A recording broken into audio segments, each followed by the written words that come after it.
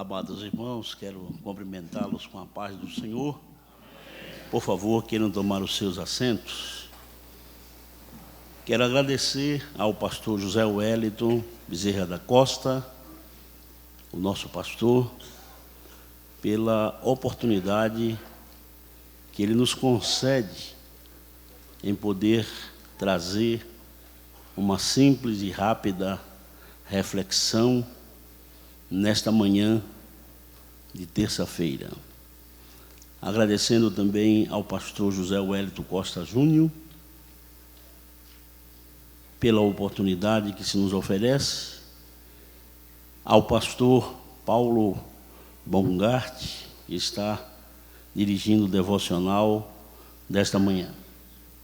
Meus cumprimentos ao missionário, companheiro Arnaldo Mendonça, que está aqui. Cumprimentos ao pastor José Genésio, um amigo lá de Rondonópolis, Mato Grosso. E eu gostaria de poder individualmente cumprimentar a todos os amigos e companheiros que se fazem presente nesta manhã. Eu participo da Escola Bíblica do Belém há 31 anos, desde 1973. E o interessante é que esta escola bíblica, ela é tão salutar e significativa que cada ano que passa, nós temos mais desejo de participar dela. Quando ainda estava na Califórnia, nos Estados Unidos, eu não tinha os meus documentos regularizados de imigração, portanto, não podia vir ao Brasil. Eu assistia, através dos vídeos, os nossos professores, os nossos preletores. Essa manhã, por exemplo, foi muito importante para mim ouvir o pastor doutor Caramuru, que eu considero como um PhD na área da escola dominical. E em seguida vem pastor Leles, nosso amigo, nosso companheiro, também de longas datas, com esse ensino. Por que essas palavras? Foi uma ministração muito importante. Eu quero agradecer também de público nesta manhã, pastor Joel Freire Costa, nosso superintendente na América, meu pastor lá na América, onde coopero junto a ele quando não estou no Brasil. De sorte que agradecimentos a toda esta organização da Escola Bíblica que ora se realiza. Pastor José Wellington, nesses 31 anos que participo da escola Bíblica aqui no Belém, ainda não me habilitei a receber o certificado.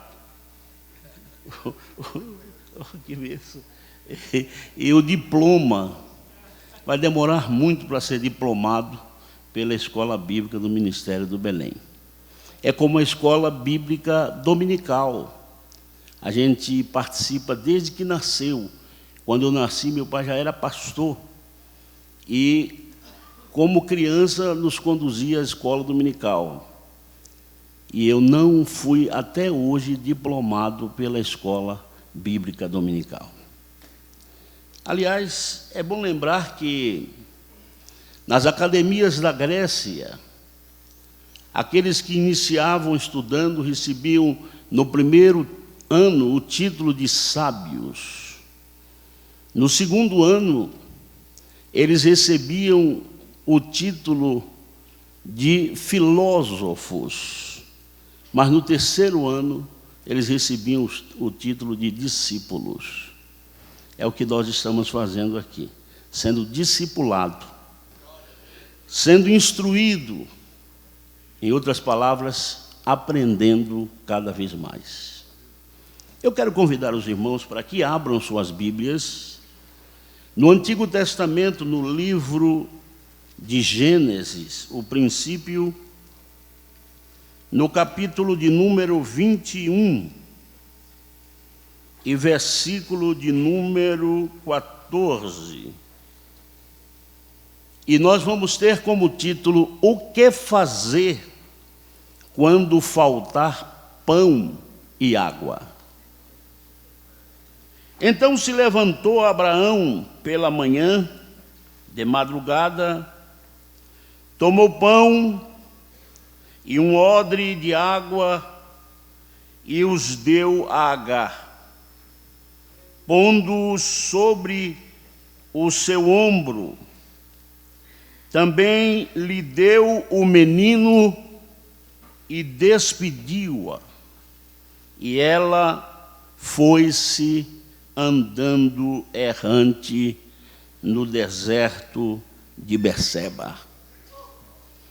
Nós vamos focalizar nesta reflexão a história de duas personagens, Agar e seu filho Ismael, que foram mandados embora. Agar foi despedida e a sua história é conhecida como cheia de lutas, fugas, sofrimento, solidão, rejeição, medo. Mas Agar, sobretudo, estava diante de três coisas importantes. A primeira, superação. A segunda, sustentação. E a terceira, provisão. A intervenção divina a seu favor foi uma forte experiência divina nos momentos mais cruciais da vida de Agar. Quando lemos Gênesis, capítulo 16, nós encontramos a história desta família: Abraão, Sara e agora a escrava, a serva egípcia por nome Agar. Deus, quando traça um projeto e um plano, Ele cumpre a seu tempo.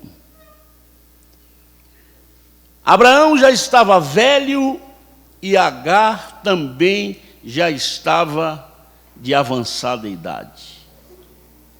A Bíblia chega a descrever que Sara já havia perdido o costume das mulheres, ou seja, aquele fluxo de sangue que era comum às mulheres férteis, ela já havia perdido e já estava com vários anos de idade. Eu imagino Sara de cabelos grisalhos, cabelos brancos, mas a promessa de Deus era com Abraão e Sara. E às vezes nós queremos colocar um arranjo para que Deus cumpra o projeto em nossa vida. Em princípio, Sara pensava, por ser estéril, que o herdeiro seria o Damasceno, o Eliezer. Em princípio, ela pensava que se cumpriria nele. Depois, esta Sara providencia uma serva, uma escrava egípcia para Abraão. Pelo que entendemos de forma conjuntural, esta Agar era muito bela, era muito bonita. Mas note bem que ao nascer Ismael de Abraão e Agar, o menino foi crescendo e logo em seguida, alguns anos depois, nasceu Isaque para o cumprimento da promessa. Agora veja, dois irmãos, Ismael e Isaac, um com 16 anos, outro com 2 anos, brincando.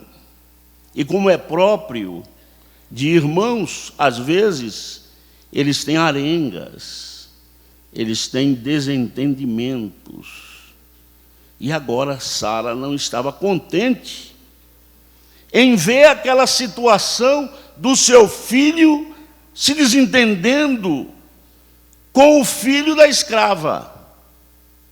E agora chega para Abraão e diz: despede esta mulher, manda embora esta mulher. Veja os problemas que passaram a existir naquela família patriarcal. Mas Abraão não queria, em princípio, despedir a escrava. Ele foi recusando a atitude de repulsa do seu filho com a escrava, mas Deus falou com Abraão: Abraão, ouça a tua mulher. Nem sempre a gente quer ouvir a mulher, né? E a mulher é sempre uma adjutora, companheira, alguém instrutora. Ouça a tua mulher.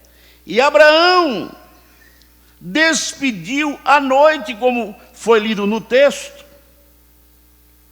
aquela mulher, Agar, e o seu filho Ismael com pão e odre de água.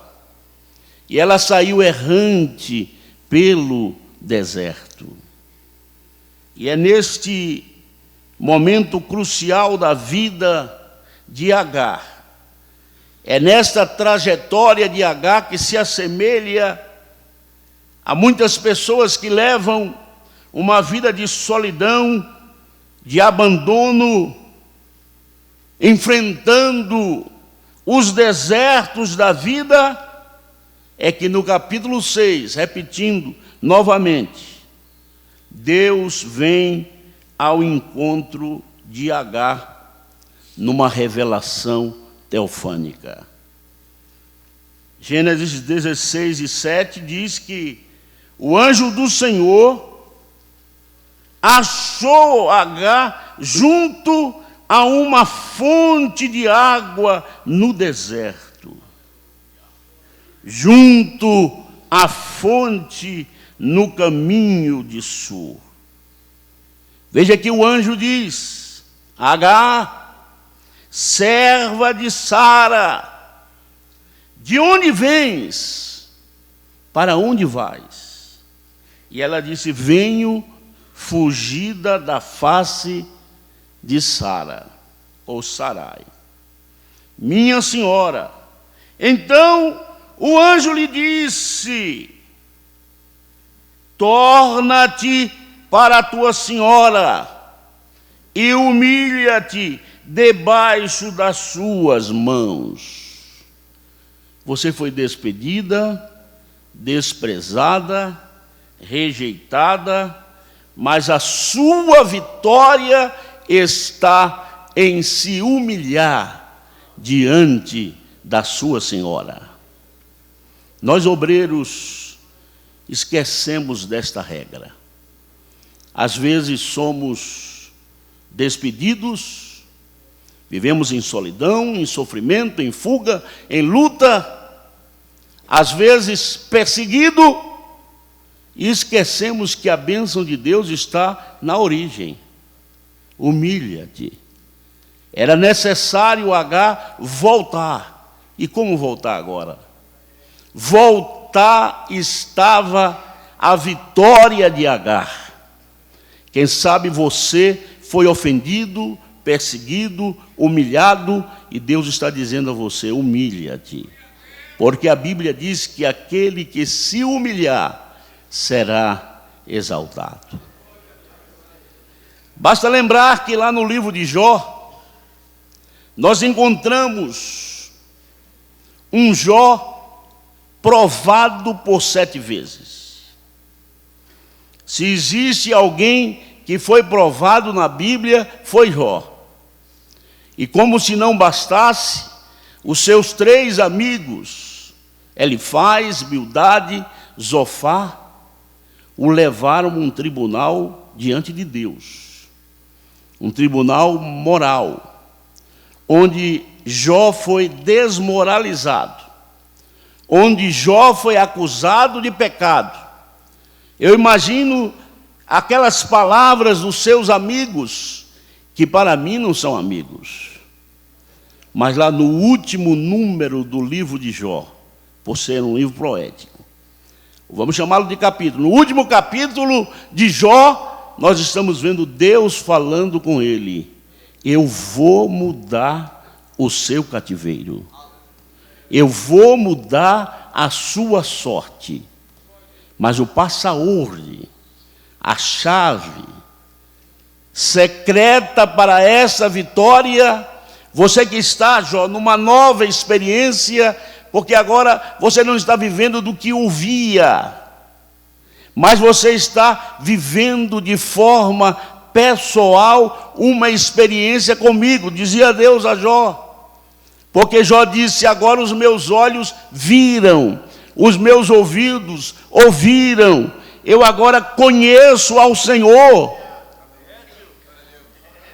Deus disse a Jó: você, antes de receber o dobro, antes de receber a sorte, antes que o seu cativeiro seja mudado, você vai orar. Se fosse eu perguntar: o que, Senhor? Você vai orar pelos seus amigos. E Deus não disse seus inimigos, não, amigos. Olha os amigos que Deus levanta em nossa peregrinação, em nossa carreira. Eles são para te ajudar, irmãos. Você diz que é pedra no sapato, mas não é. É Deus que faz isto. É Deus que opera assim para abençoar o seu ministério, para abençoar a sua vida. Quando Paulo escreveu aos Filipenses, e os irmãos estavam visitando na prisão, as suas palavras foram estas: as coisas que aconteceram comigo contribuíram para o melhor proveito do Evangelho. Saiba que essas crises, essas circunstâncias em sua vida faz com que você cresça, amadureça, tenha um caráter perfeito diante de Deus. Lá estava o anjo falando com Agar. Agora veja que Deus, que tem compromisso com Ele mesmo, Deus é fiel na sua íntegra, mas Deus é fiel absolutamente. Este Deus agora vem e faz uma promessa através daquele anjo: multiplicarei sobremaneira a tua semente, e que não será contada, por numerosa que será. Disse-lhe também o anjo do Senhor: eis que concebestes, e terás um filho, e chamarás o seu nome Ismael, porquanto o Senhor ouviu a tua aflição. Deus ainda promete para aquela escrava, para o seu filho, uma abençoada semente e uma grande descendência. O que Deus projeta, o que Deus diz, o que Deus fala, Ele cumpre, Ele confirma em nossas vidas. Esteja certo disto. É na solidão do deserto que Agar tem um encontro com o próprio Deus, como acabamos de dizer. É nessa trajetória que Agar cumpre o que o anjo lhe pediu: volte, humilhe-te diante de Sara, a tua senhora. E Deus agora exaltou Agar. Deus agora passou a dar condições a Agar de superação diante de todas aquelas situações. Mas note bem que Deus estava dando a Agar sustentação para a sua carreira. Eu quero dizer-lhe nesta manhã que Deus não esqueceu de você. Como diz o pastor Edson José, que orou por mim, ele não te perdeu de vista. E há para você uma promessa de Deus de sustentação. Eu ouço nesta manhã o hino de número 4 de nossa harpa cristã, que diz: Deus cuidará de ti, Deus velará por ti, no teu sofrer, no teu viver, no teu caminhar, seja em qualquer situação da vida, Deus promete sustentação. Nem que ele tenha que fazer como fez com Elias, mandar corvos levar carne e pão todos os dias, mas ele proverá o meio de sustentação para a sua vida. E ainda se o ribeiro de Querite secar, Deus já tem uma outra situação para você. Eu tenho ordenado, não um empresário, não um rico, mas eu tenho ordenado uma viúva. Esses são métodos e meios de Deus. Deus vai garantir esta promessa na sua vida de sustentação. Eu estou no ministério há 47 anos, fui consagrado muito novo, faltava 2 meses para 18 anos, e o saudoso pastor Rodrigo Silva Santana, na convenção da Bahia, no último sábado da convenção, começou a chamar os nomes, e eu levei aquela surpresa quando ouvi o meu nome. Com apenas 17 anos e 10 meses, faltavam 2 meses para completar 18 anos, eu fui consagrado para o presbitério. E em 72, quando cheguei em São Paulo, em Santo André, estava lá uma convenção estadual sendo realizada, hoje chamado Comadesp, e alguém me disse: o senhor tem que se retirar aqui dessa assembleia, porque a assembleia é só para obreiros. Aí eu tirei a minha credencialzinha lá da Bahia, bem surrada, e disse: olha, eu sou presbítero. Aí ele falou: mas o senhor é tão novo assim? Eu falei: é, exatamente. Eu sou presbítero. Ah, então o senhor, desculpe. Eu fiquei lá sentado, magrinho, naquela época era magrinho. Foi o início da sustentação, viu, irmão? Era bem magrinho. E graças a Deus, até hoje, Deus não deixou faltar pão e água. Deus está garantindo para você, como promessa, nesta manhã, que Ele vai cuidar e velar de você. Aleluia! Ele cuidará de você. Mas esqueça, como obreiro, o que nós chamamos de mágoa e ressentimento. O obreiro não pode ter no seu interior mágoa, ressentimento, amargura. Já imaginou quanta pressão a gente leva? Quanta ofensa, quanta injúria, quanta situação caluniosa contra nós. E o interessante é que, como obreiro, nós não tomamos a iniciativa judicial. Nós vamos para os pés de Jesus orar, agradecer a Deus e nem entregar aqueles que nos causaram mágoa e ressentimento, que Deus toma conta disso, irmão. Não precisa nem entregá-los. Deus vai trabalhar a seu favor. Mas tire do seu coração a mágoa e o ressentimento que impedem o prosseguimento de receber as bênçãos de Deus em nossa vida. O segredo está na humilhação. Humilhe-se perante o Senhor e Ele te exaltará. Perdoe, porque Deus amou a Davi Entre as maiores características de Davi, ele tinha um coração perdoador. O obreiro não pode levar mágoa e ressentimento, até porque ele está prejudicando sua própria saúde. Ore pelos seus irmãos. Deus vai mudar a situação. Glória a Deus. Ismael significa, no seu próprio nome, um homem provado.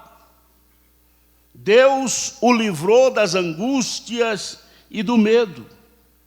Observem que, quando este Ismael já estava desfalecido, parecia que tudo tinha acabado para ele, estava debaixo de uma árvore, a sua mãe o distanciou por uma distância de um tiro, ou seja, 800 metros, quase 1 quilômetro.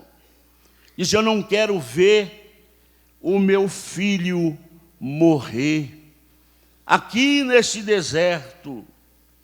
Aí deixou-lhe debaixo de um arbusto. Quem sabe você está pensando que vai morrer e que tudo acabou. Eu venho dizer a você que não acabou. Deus tem ainda um caminho grande para que você possa percorrer. Glória a Deus. E ela afastou-se para não ver o seu filho morrer. Ela não queria continuar ouvindo a voz do menino e o seu choro. Mas a Bíblia diz que Deus ouviu o lamento, o choro, a voz do menino, e veio a seu encontro e proporcionou para ele algo sobrenatural, uma fonte que lhe daria água e pão para sobreviver. Glória a Deus. Eu estou chegando ao final dessa primeira parte, e nós, que às vezes carregamos o peso das dores, dos sofrimentos no deserto da vida, mas é nesse momento de solidão, onde as perspectivas se acabam, onde as portas parecem se fechar, parece que não há uma luz no fundo do túnel, onde os gigantes, inimigos de nossa alma se revelam. É aí que Deus manifesta a sua grande misericórdia, vindo a nosso socorro. Eu vejo Deus vindo em direção a você nesta manhã para o socorro. Lá no Salmos 46, foi o salmo que meu pai citou momentos antes de sua morte. Eu nunca esqueço desse texto. Ele diz que Deus é o meu refúgio e a minha fortaleza, o meu socorro bem presente na angústia. Hoje você poderá dizer que o laço quebrou e nós escapamos, porque Deus já preparou o livramento, Deus já preparou a sustentação, Deus já preparou a fonte de água, Deus já preparou pão para a sua vida. Ele vai prover, e você hoje vai ver se cumprir aquelas palavras já citadas aqui da viúva, quando ela foi tomar vasos emprestados, e o profeta disse que era para buscar vasos, muitos. Entretanto, ela trouxe poucos vasos, e aqueles vasos foram enchendo de azeite. Um milagre é o que Deus faz na vida do obreiro, milagre, glória a Deus. E depois que pagou os credores, o profeta disse àquela mulher: vivei do resto. Você não vai ser desamparado. Eu já estou postulando minha aposentadoria junto ao INPS há 2 anos, e ela sempre negada.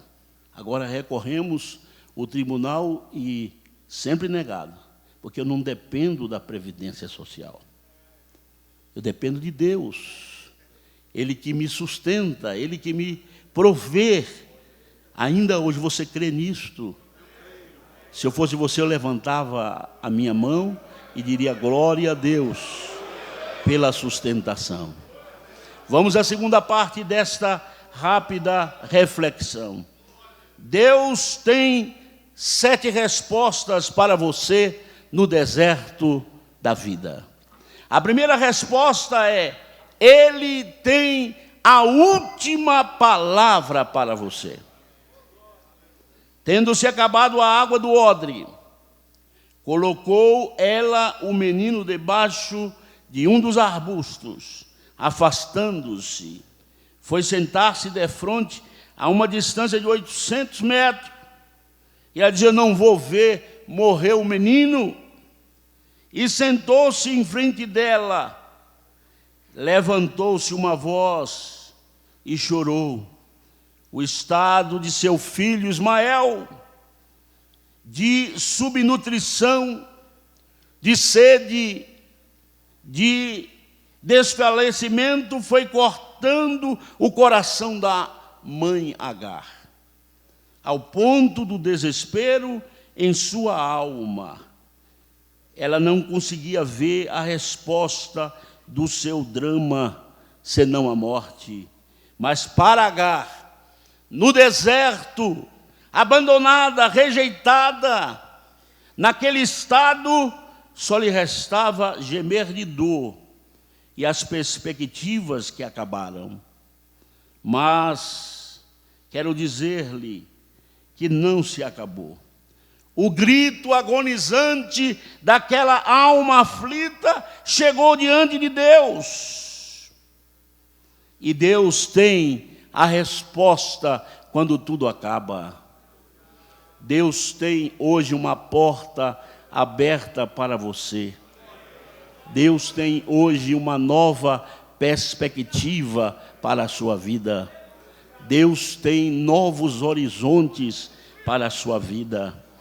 Os Salmos, um deles diz assim: o choro pode durar uma noite, mas a alegria vem pela manhã.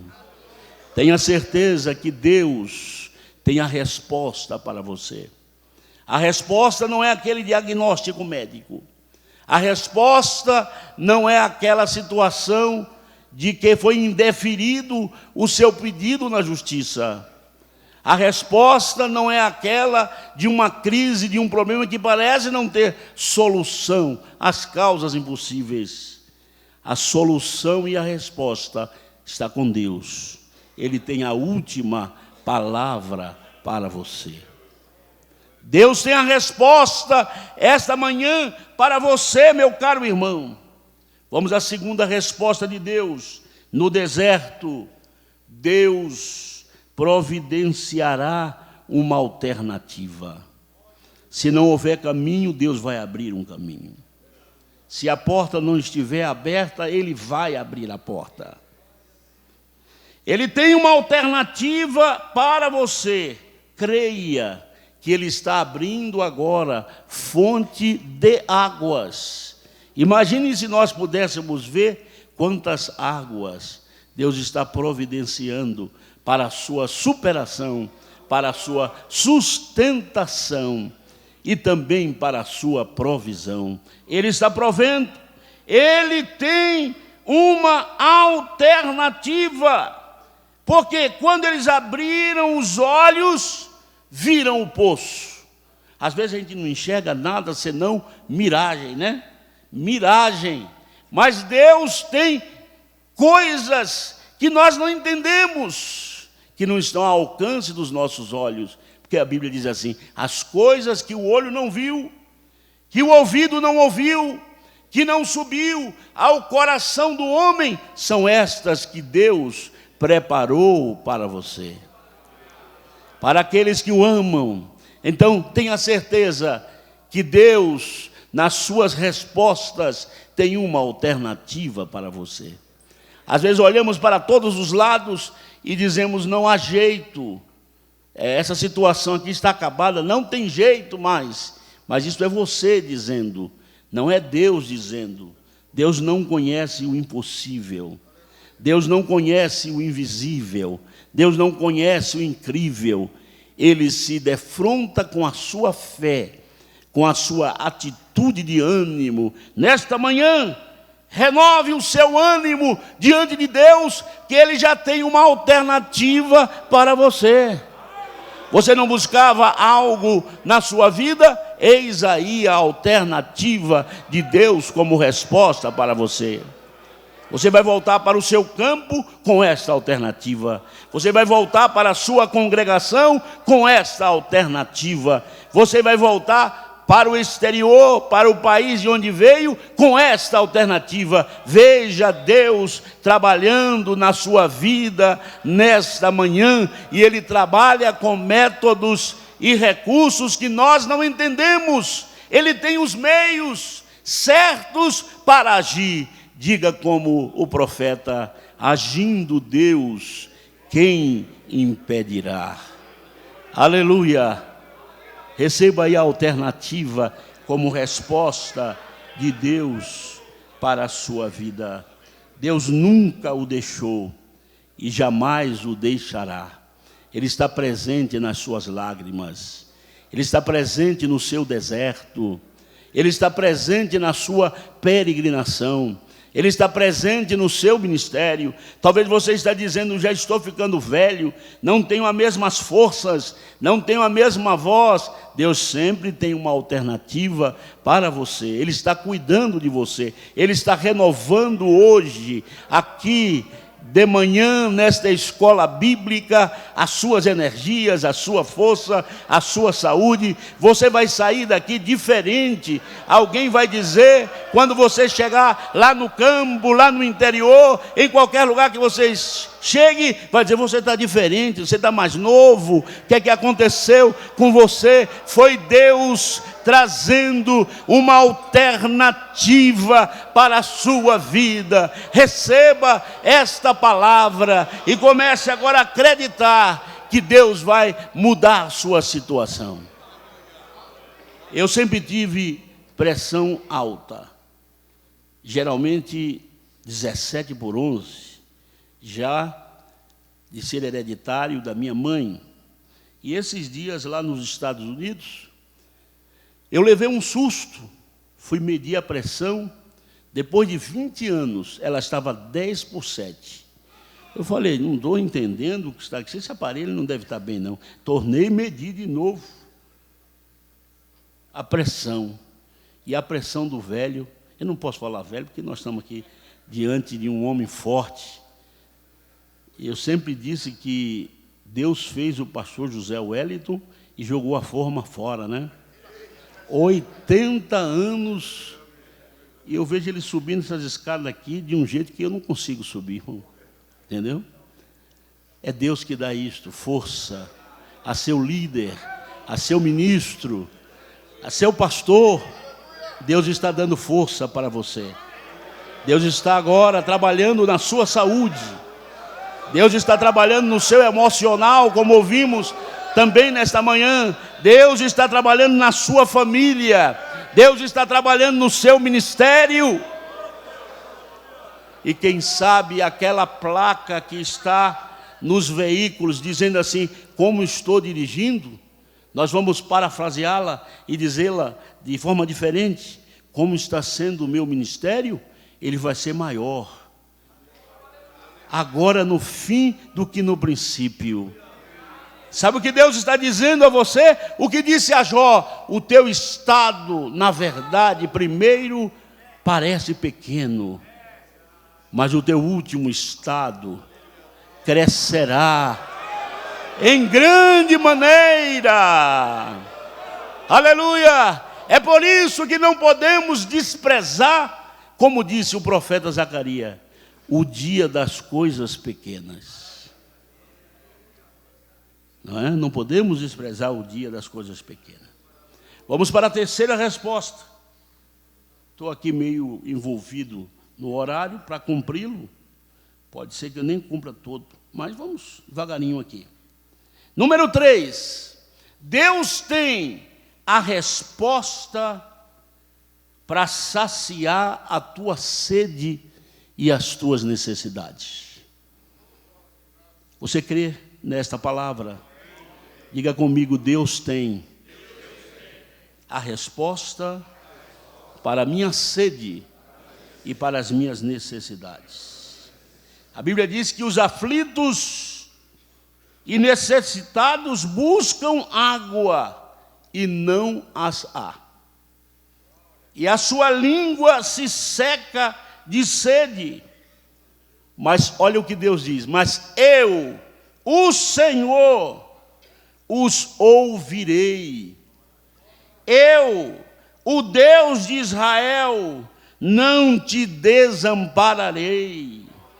Abrirei nos rios altos desnudos e fonte no meio das águas. É Deus falando com você.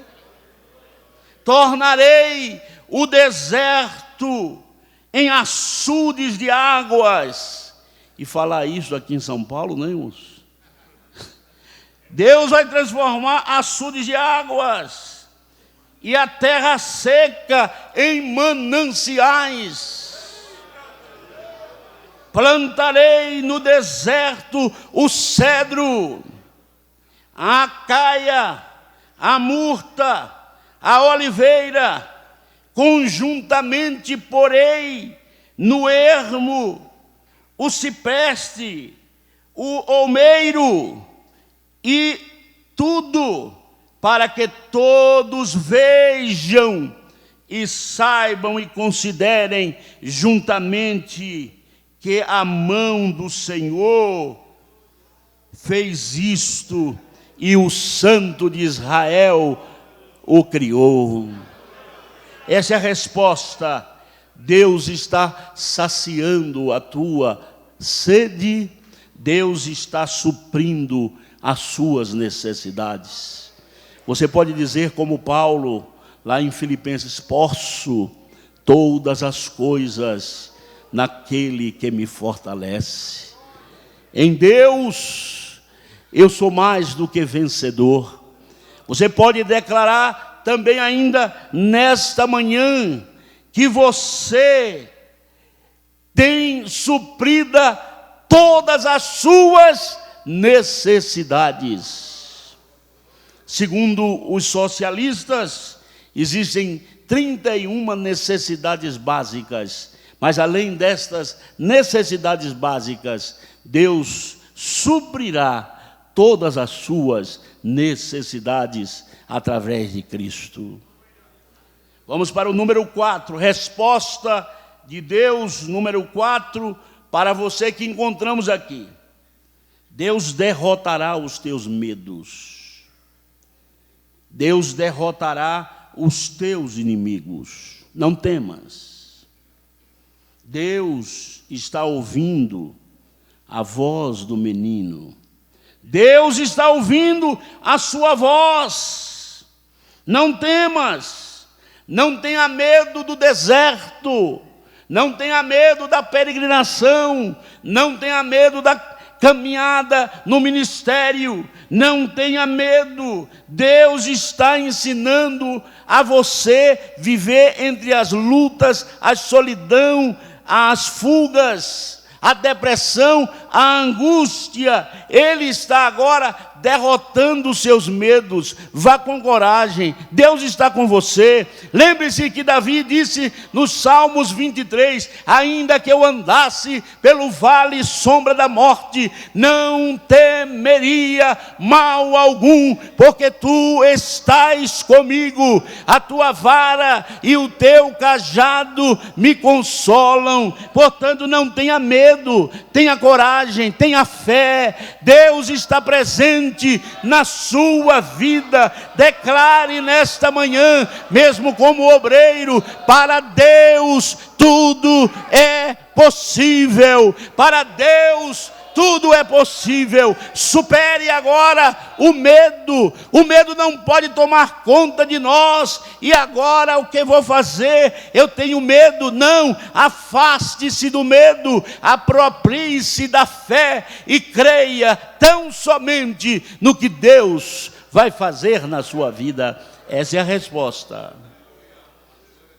Deus derrotará também os teus inimigos. Eu não vou dizer que no ministério, na igreja, há inimigos. A gente chama de adversários, né? Mas, se eles são inimigos e estão olhando você na trajetória e na caminhada, dizendo, ele não vai, ele vai cair, ele vai tropeçar, ele vai ouvir aquela palavra de Davi também no Salmo 23. Preparas uma mesa perante mim, na presença dos meus inimigos, unge a minha cabeça com óleo, o meu cálice transborda, o banquete aqui tem sabor de mel, como canta aí uma cantora. Quem quer ver você derrotado, fracassado, vai ver você sempre em vitória, abençoado, abençoado, abençoado, abençoado, abençoado, abençoado, abençoado, abençoado. Diga comigo, eu sou abençoado.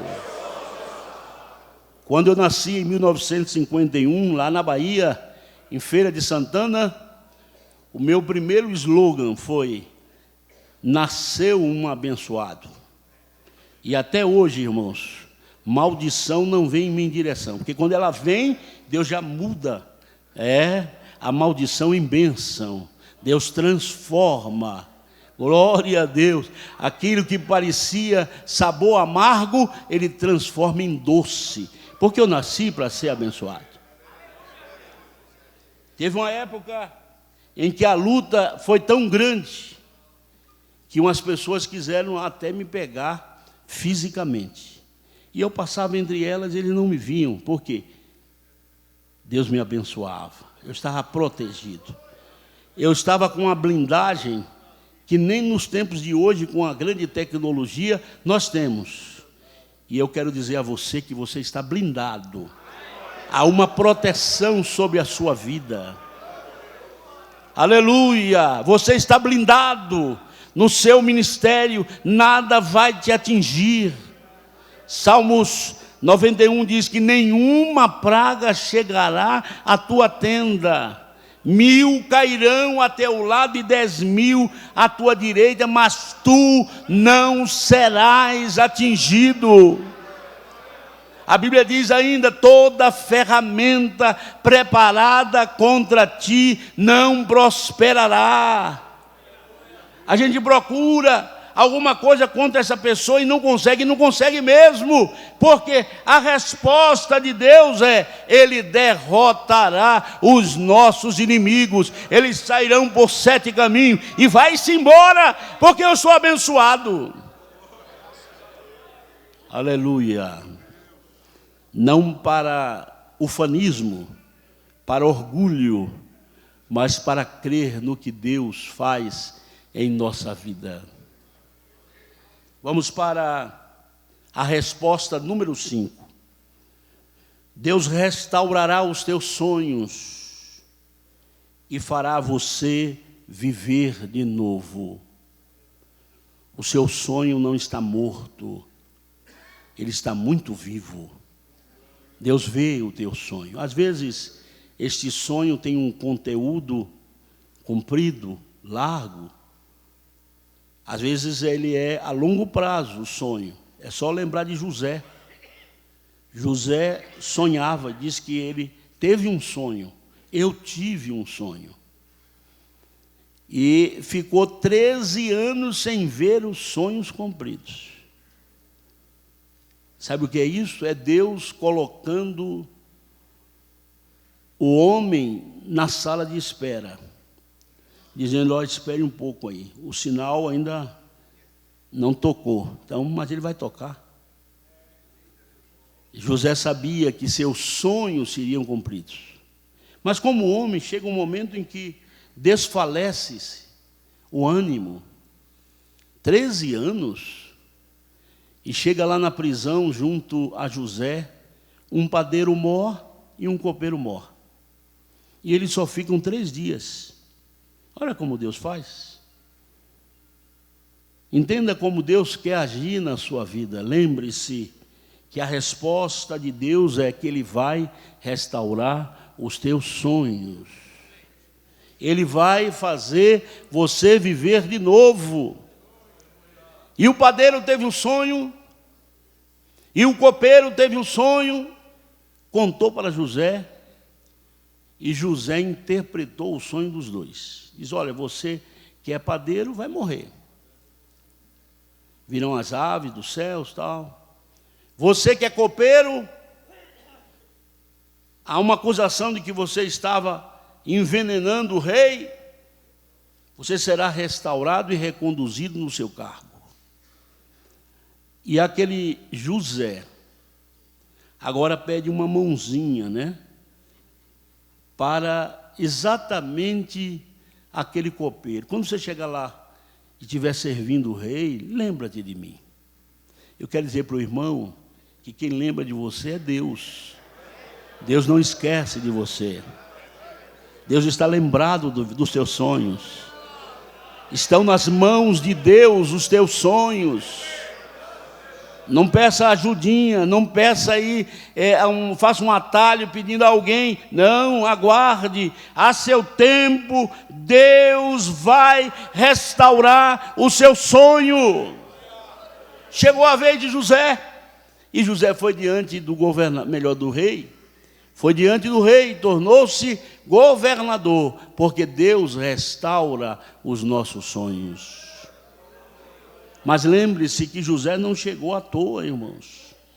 Eu estou orando para José Wellington, pastor Júnior, para Deus me dar uma palavra naquela expressão de Paulo, quando ele disse assim: filhinhos, por quem eu sinto dores de parto. Homem com dor de parto, já pensou?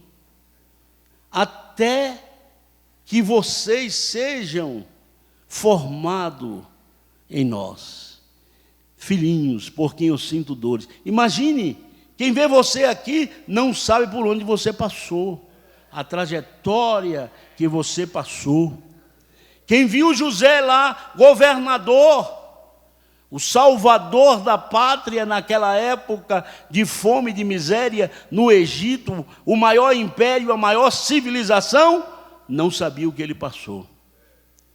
Jogado na cisterna, odiado pelos irmãos, tomaram-lhe a capa, lhe venderam como bugiganga no deserto, porque os midianitas ali eram uma espécie de mascates no deserto, os beduínos, nômades. Foi vendido como mercadoria, irmãos. Nem nome, nem pessoa, nem jeito ele tinha. Foi lá para a casa de Potifar. E lá vai José. Ninguém sabia. Quando lhe viram no trono, não souberam da sua trajetória. Eu quero dizer ao irmão aí, que está presente nesta manhã, que Deus vai restaurar o seu sonho. O plano, o projeto que Deus tem com a sua vida, ela vai se cumprir. Ele vai se cumprir. O sonho não será frustrado. No mês de janeiro, nos Estados Unidos, se comemora o dia de Martin Luther King Jr., o homem que dizia: eu tenho um sonho, o sonho da sua nação. E o seu sonho, muitos anos depois, foi realizado exatamente nos Estados Unidos. Por quê? O sonho é algo que Deus prepara para a nossa vida. Tem gente que diz: eu não tenho mais sonho, porque nem sono eu tenho, né? Mas esta manhã, lembre-se que Deus está restaurando os seus sonhos. Deus está dizendo: abençoar-te-ei. Você será próspero, você será fecundo. Eu vou multiplicá-lo extraordinariamente. Olha o que Deus está dizendo: eu vou gerar príncipes e farei de você uma grande descendência. Seja abençoado agora, meu caro irmão, quando se aproxima o momento do nosso almoço. Vamos para as duas últimas respostas de Deus dentro do nosso tempo aqui. Diz, número 6, Deus mudará a tua sorte. Deus mudará o teu humor. Viu Agar um poço de água, e indo a ele, encheu de água o odre, e deu de beber ao rapaz. O que Deus está dizendo é que óleo de alegria Ele está derramando sobre você, e não óleo de pranto.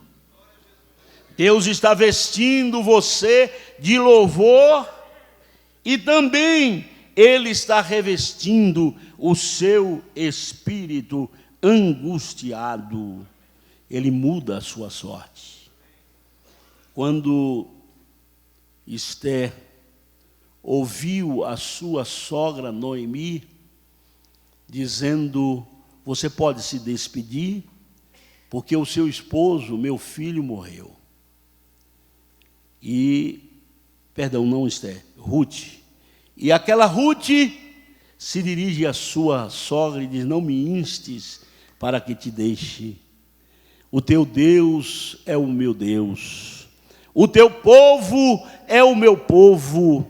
Onde pousares tu, eu ali também pousarei. Onde morreres tu e fores sepultada, eu também ali serei sepultada. Mas eu não troco esta palavra. E Ruth acompanhou sua sogra Noemi de volta a Belém. E no capítulo 2, quando Ruth vai para os campos de Boaz para receber a parte dos pobres, as respigas dos segadores, lá no texto, depois os irmãos poderão ler, capítulo 2 de Ruth, diz que Deus mudou a sorte de Ruth. E lá no final do livro de Ruth, Deus dá o filho que Noemi desejava, mas nasceu de Ruth, e ela deu o nome de Obed. Obed quer dizer: tudo dá certo, vai tudo bem, vai dar tudo certo. Deus está acompanhando os seus passos, Ele está mudando a sua sorte. Comece a sorrir, mude o seu humor agora. Você está sendo filmado pelo céu, mude o humor.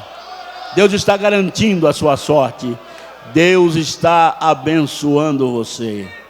Eu não conheço obreiro azarado, eu não conheço obreiro zebra, eu só conheço o obreiro de sorte. E você pode dizer: eu tenho sorte, Deus garante a minha sorte. A tua descendência será abençoada. A última resposta de Deus para você: Ele vai promover a esperança para você. Você não vai dizer que a esperança é a última que morre. Você tem certeza da viva esperança que há em você. Tem muita gente que pensou que você morreu, mas você tem esperança, você está vivo. Eu sei que o meu Redentor vive. E a última resposta de Deus é que Ele está promovendo esperança. Mesmo que seja aquelas folhas da árvore chegando depois da primavera, caindo no outono sobre as águas, Deus levantará de volta a árvore. Você tem esperança. O que fazer quando faltar pão e água? Muito obrigado, irmãos.